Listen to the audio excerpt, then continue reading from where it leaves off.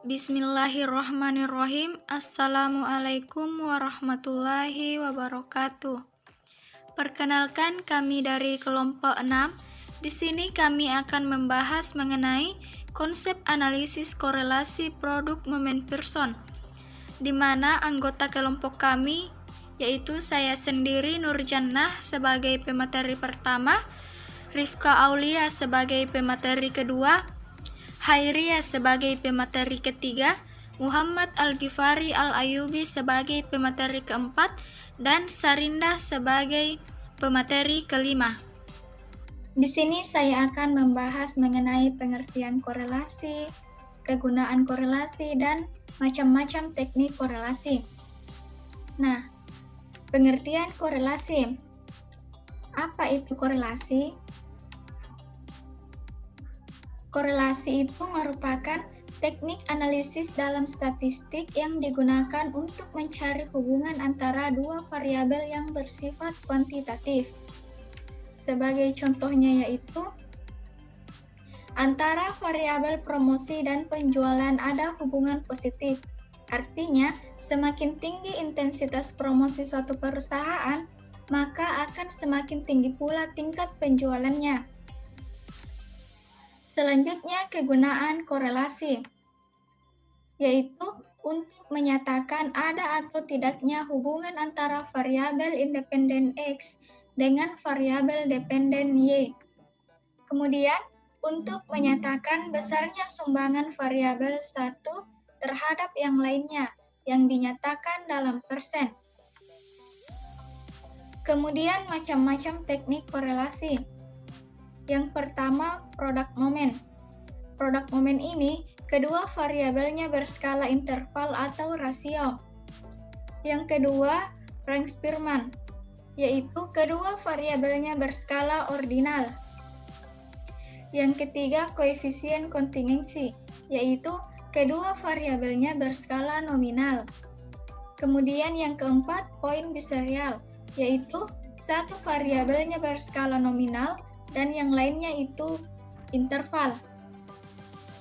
Nah, mungkin ini saja yang sempat saya sampaikan, kurang dan lebihnya mohon dimaafkan. Wassalamualaikum warahmatullahi wabarakatuh. Baiklah, di sini saya akan sedikit menjelaskan uji asumsi dan nilai R, di mana asumsi itu data distribusinya normal, variabel yang dihubungkan mempunyai data linear, variabel yang dihubungkan mempunyai data yang dipilih secara acak, kemudian variabel yang dihubungkan mempunyai pasangan yang sama dari subjek yang sama, dan yang terakhir variabel itu yang dihubungkan mempunyai data interval dan rasio. Selanjutnya untuk nilai R. Nilai R terbesar adalah positif 1 dan terkecil adalah negatif 1.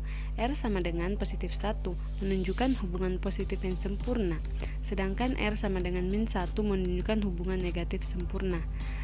Nilai R tidak mempunyai satuan atau dimensi. Tanda positif atau negatif hanya menunjukkan arah hubungan.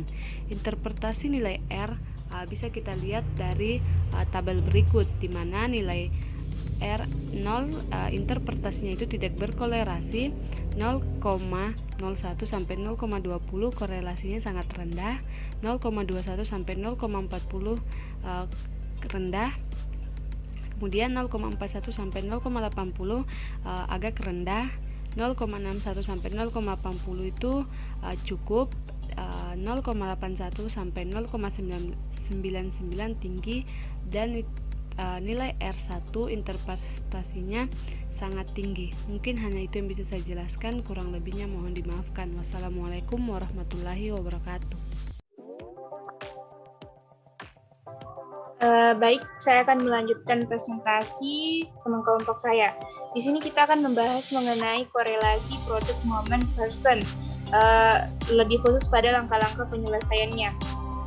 Nah, untuk itu kita langsung masuk saja pada rumus dari korelasi produk momen person, di mana rumusnya itu adalah RXY sama dengan N dikali dengan sigma dari XY, di mana N ini adalah jumlah sampel dan sigma dari XY dikurang dengan sigma dari X dikali dengan sigma dari Y per akar dari N dikali dengan sigma dari X kuadrat dikurang sigma X dikuadratkan kemudian dikali lagi dengan N atau jumlah sampel dikali dengan sigma Y kuadrat dikurang dengan sigma Y yang dikuadratkan.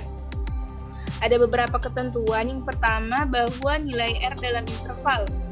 Nilai R dalam interval ini adalah di mana R itu lebih besar sama dengan minus 1 dan R itu lebih kecil sama dengan 1. Nah, untuk nilai R sama dengan 1 ini menunjukkan hubungan yang positif sempurna, sedangkan untuk R sama dengan minus 1 menunjukkan hubungan negatif sempurna. Dan untuk nilai R yang itu tidak mempunyai satuan ataupun dimensi, dalam hal ini tanda positif dan negatif ini hanya menunjukkan arah. Kemudian untuk lebih jelasnya lagi kita masuk pada langkah-langkah menghitung koefisien korelasi. Yang pertama kita tentukan terlebih dahulu H0 dan H-nya. H0 di sini adalah hipotesis awal dan H adalah hipotesis alternatif dalam bentuk kalimat statistik.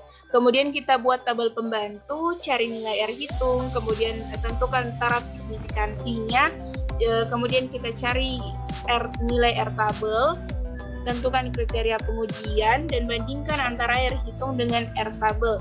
Nah, untuk lebih jelasnya lagi mengenai koefisien korelasi produk momen persen ini, kita masuk pada contoh soal saja. Nah, di sini contoh soalnya berikut disajikan data kemampuan siswa dan prestasi belajar, data kemampuan dalam hal ini kemampuan matematika dan prestasi belajar bahasa Indonesia siswa SDN Weru Lor 1. Nah, pertanyaannya di sini adalah apakah ada korelasi antara kemampuan matematika siswa dengan prestasi belajar bahasa Indonesia, dalam hal ini prestasi bahasa Indonesia, dengan menggunakan taraf signifikansi 5%. Nah, sudah ada tabel, di sini telah dibuatkan tabel. Tabel pertama ini berisi mengenai kemampuan matematika dan tabel kedua adalah prestasi belajar bahasa Indonesia. Kita beralih pada langkah selanjutnya. Nah, sebelum kita mulai untuk menghitung korelasi produk momen persen ini, kita mencari dulu, kita tetapkan terlebih dahulu H0 dan H1-nya, atau hipotesis awal dan hipotesis alternatif. Hipotesis awal di sini kita tidak terdapat hubungan antara kemampuan matematika dengan prestasi belajar bahasa Indonesia SDN Weru Lor 1. Dan untuk hipotesis alternatifnya adalah kebalikannya dari hipotesis awalnya, yaitu ada hubungan antara kemampuan matematika dengan prestasi belajar bahasa Indonesia siswa SDN Weru Lor 1. Jika signifikan tutelnya itu lebih besar daripada 0,025, maka H0-nya itu diterima. Kemudian jika signifikansi tutelnya itu lebih kecil daripada 0,025, maka H0-nya ditolak. Kemudian kita berikan membuat tabel bantu untuk membantu kita nanti dalam menghitung R hitungnya. Yang pertama ada tabel X, Y, kemudian ada X kuadrat, Y kuadrat, dan X dikali Y. Di sini kita telah mendapatkan informasi yang sangat penting, yakni sigma dari X itu sebesar 490 atau jumlah keseluruhan dari X-nya. Kemudian sigma dari Y itu sebesar 603. Sigma dari X kuadrat adalah 26.308. Kemudian sigma dari Y kuadrat adalah 38.507. Dan sigma dari XY itu 31.753. Setelah mengetahui itu, kita beralih untuk menghitung R hitungnya. Kita menggunakan rumus di awal yang telah saya tadi katakan. Rumus ini, rumus korelasi produk momen persen. Kita gunakan itu untuk menghitung R hitungnya. Nah, N-nya kita ketahui ada 10, kemudian sigma dari XY-nya itu seperti yang disajikan dalam tabel bantu tadi. Sigma dari XY itu 31.753. Kita masukkan nilainya. Begitu juga dengan sigma dari X dan sigma dari Y sampai pada sigma dari Y kuadrat. Kemudian setelah kita masukkan semua nilainya, nilai dari tabel bantu tadi, maka didapatkanlah, jika kita jumlahkan semua, kita bagi dan kita akarkan, maka kita dapatkanlah 0,993. Inilah nilai dari R hitung. Nah, setelah itu kita mengetahui bahwa taraf signifikansinya itu 5%, dan ketentuan ini, jika signifikansi tutelnya itu lebih besar daripada 0,025, maka H0-nya diterima. Dan sebaliknya, jika nilai signifikansi tutelnya itu lebih kecil daripada 0,025, maka H0-nya ditolak. Nah, berdasarkan nilai signifikansi tutelnya itu, kita ketahui nilai signifikansi tutelnya ada sebesar 0,000. 0,000 ini lebih kecil daripada 0,025, maka dapat disimpulkan bahwa H0-nya itu ditolak dan H1-nya itu diterima, atau hipotesis awalnya ditolak dan hipotesis alternatifnya diterima. Sebagaimana yang kita tentukan di awal, hipotesis awalnya itu adalah tidak terdapat hubungan antara kemampuan matematika dengan prestasi belajar bahasa Indonesia siswa SDN Weru Lor 1. Nah, ini ditolak dan H1-nya diterima. Jadi dapat disimpulkan ada hubungan antara kemampuan matematika dengan prestasi belajar bahasa Indonesia siswa SDN Weru Lor 1. Kita kembali lagi. Nah, karena nilai korelasi persennya itu sebesar 0,993, yang artinya menunjukkan hubungan yang positif, diartikan bahwa semakin tinggi nilai kemampuan matematika siswa, maka semakin tinggi pula prestasi bahasa Indonesianya. Jadi dapat disimpulkan bahwa nilai korelasi itu sangat kuat. Ini berdasarkan pada tabel rentang korelasi yang sudah ditentukan sebelumnya, sebesar mulai dari 0,80 sampai dengan 1,000. Jadi dapat disimpulkan bahwa H0-nya ditolak dan H1-nya diterima, atau hipotesis alternatifnya. Atau dapat juga kita katakan bahwa ada hubungan antara kemampuan matematika dengan prestasi belajar bahasa Indonesia siswa SDN Weru Lor 1. Nah, itu saja yang dapat saya sampaikan. Wassalamualaikum warahmatullahi wabarakatuh. Nah, pada video pembelajaran kali ini, saya akan menjelaskan materi mengenai mengolah data yang menggunakan analisis korelasi produk moment person dengan aplikasi SPSS. Langsung saja kita masuk di masalahnya. Berikut ini disajikan data kemampuan matematika dan prestasi belajar bahasa Indonesia siswa SDS Muhammadiyah. Jadi terdapat data mengenai kemampuan matematika dan juga prestasi belajar bahasa Indonesia. Nah, untuk datanya kita bisa lihat pada tabel. Nah, yang menjadi pertanyaannya ialah, ujilah apakah ada korelasi antara kemampuan matematika dengan prestasi belajar bahasa Indonesia. Nah, gunakan taraf signifikasi 5%. Nah, baiklah, langsung saja kita akan menyelesaikan masalah tersebut dengan menggunakan aplikasi SPSS. Jadi kita masuk dalam aplikasi SPSS. Nah, di dalam aplikasi SPSS ini, yang pertama kita edit atau kita setting di bagian variabel view-nya. Dan di sini kita masukkan variabelnya. Variabel pertama ini tadi kemampuan matematika. Nah, kemudian di bagian desimalnya ini, di sini kita ubah jadi 0. Kemudian di sini kita ubah menjadi center supaya tulisan itu berada di tengah. Dan di sini bagian measure kita ubah menjadi scale. Nah, selanjutnya kita masukkan variabel yang kedua, yaitu prestasi belajar bahasa Indonesia.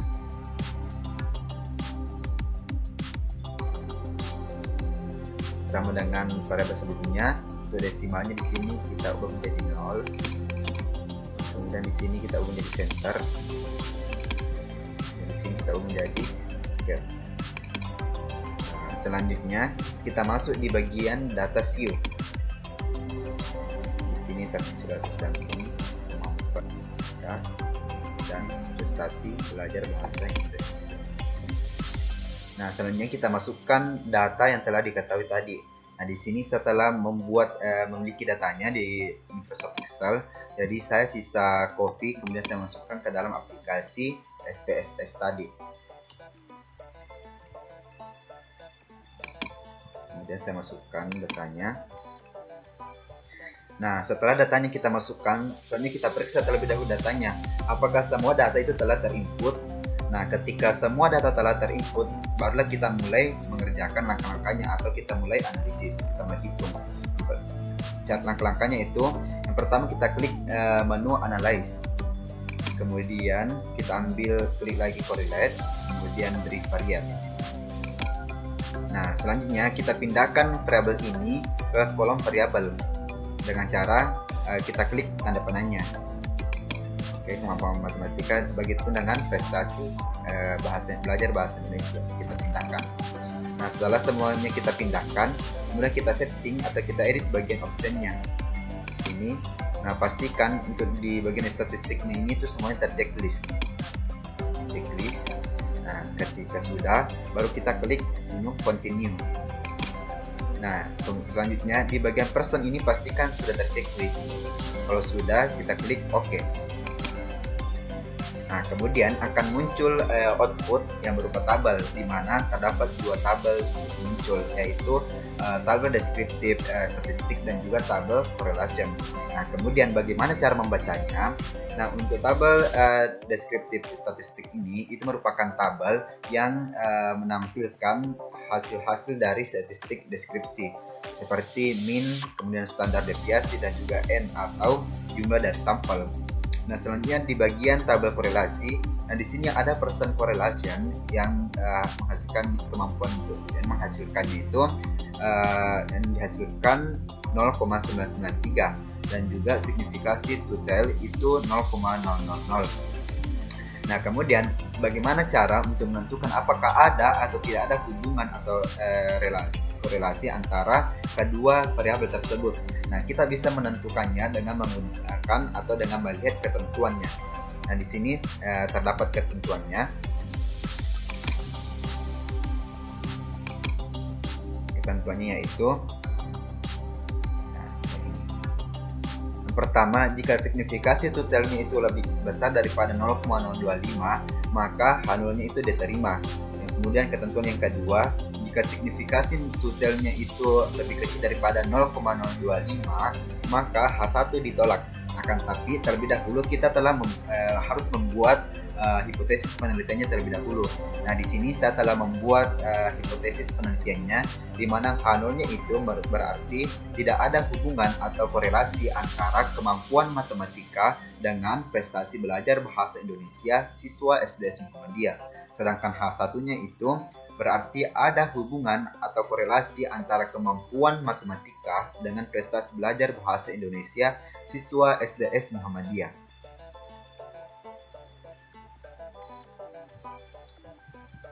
Nah, baiklah.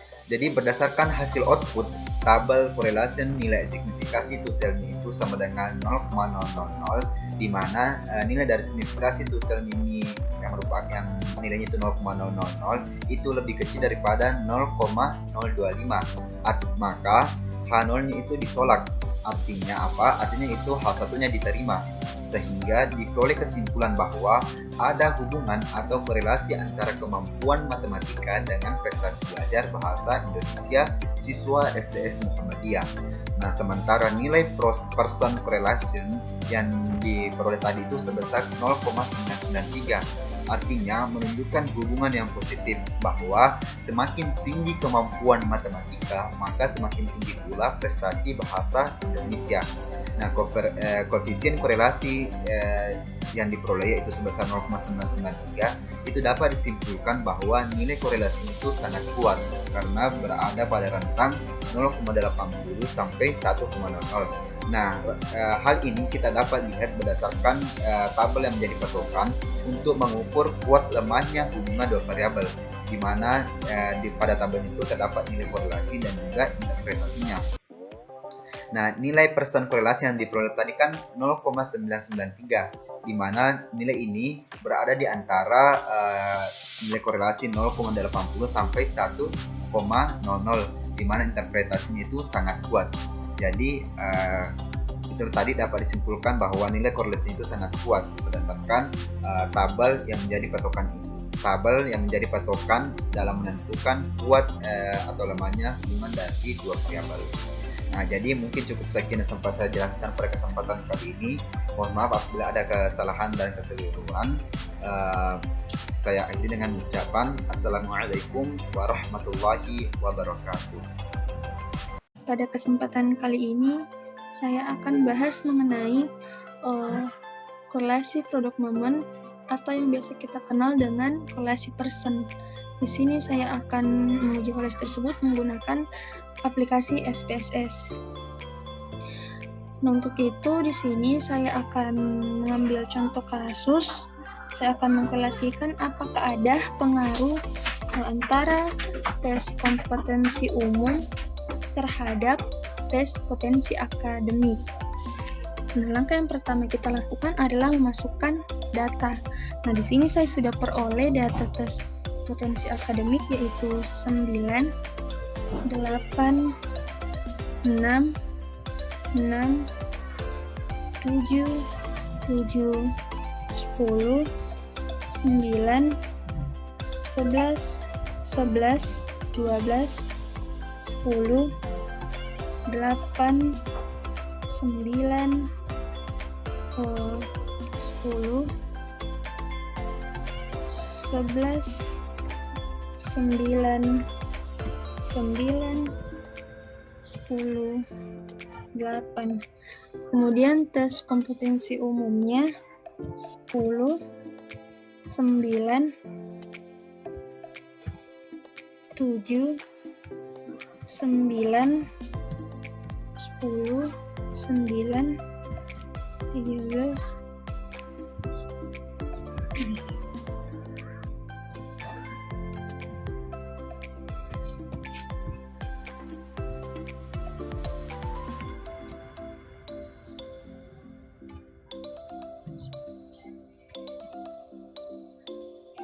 9. Nah, hal yang perlu diingat ketika kita ingin melakukan uji korelasi, apabila kita mempunyai dataset yang baru, maka data tersebut data ini harus kita uji dulu prasyaratnya. Minimal kita uji normalitas atau normalitas dan linearitas. Nah, setelah kita peroleh data tersebut, kemudian kita analyze, lalu pilih correlate, kemudian separate. Nah, akan muncul seperti ini. Kemudian kita masukkan variabel yang kita akan uji ke kotak variabel.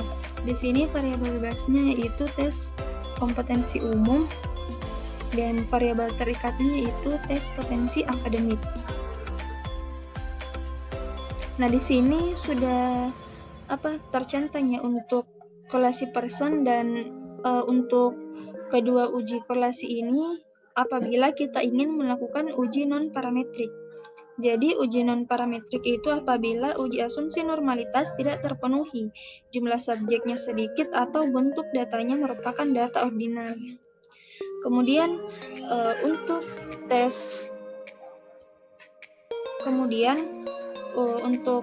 tes signifikannya kita pilih yang one time.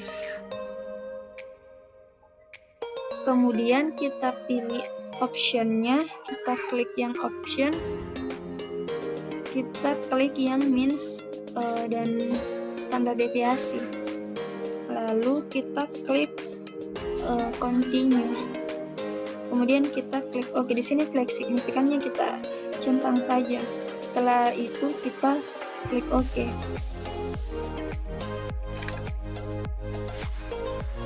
Nah, ini adalah output dari analisis yang kita lakukan, dan yang ini merupakan statistik deskriptifnya, yaitu rata-rata dan standar deviasi serta berapa subjek yang terlihat dalam penelitian. Kemudian berikutnya yang ini adalah hasil analisis korelasi yang hasil analisis korelasi yang sudah kita lakukan tadi. Di sini kita lihat adalah tes kompetensi umum lalu dihubungkan dengan tes potensi akademik. Nah, kalau di sini tes kompetensi umum dikorelasikan dengan tes kompetensi umum, nanti korelasinya pasti sama dengan 1. Jadi yang kita lihat adalah yang ini dengan yang ini. Nah, hasil analisis kita, korelasi antara tes kompetensi umum dan tes potensi akademik itu sebesar 0,779. Nah, dan ini merupakan sesuatu yang positif karena tidak ada tanda negatifnya. Nah, lalu untuk taraf signifikannya itu sebesar 0,000. Ini menunjukkan bahwa ada korelasi yang signifikan antara tes kompetensi umum dan juga tes potensi akademik. Nah, sangat signifikan karena dia berada di bawah 0,001. Korelasi yang positif menunjukkan bahwa semakin tinggi tes kompetensi umum, maka akan semakin tinggi juga nilainya di tes kompetensi akademik. Begitupun sebaliknya. Bisa dikatakan bahwa ada pengaruh antara tes kompetensi umum terhadap tes potensi akademik. Begitu juga sebaliknya, jika rendah nilai di tes kompetensi umum seseorang, maka nilai di tes potensi akademiknya juga rendah. Baik sekian, itu saja penjelasan saya mengenai uji korelasi Pearson. Kurang dan lebihnya mohon dimaafkan. Wabillahi taufiq wa hidayah. Wassalamualaikum warahmatullahi wabarakatuh.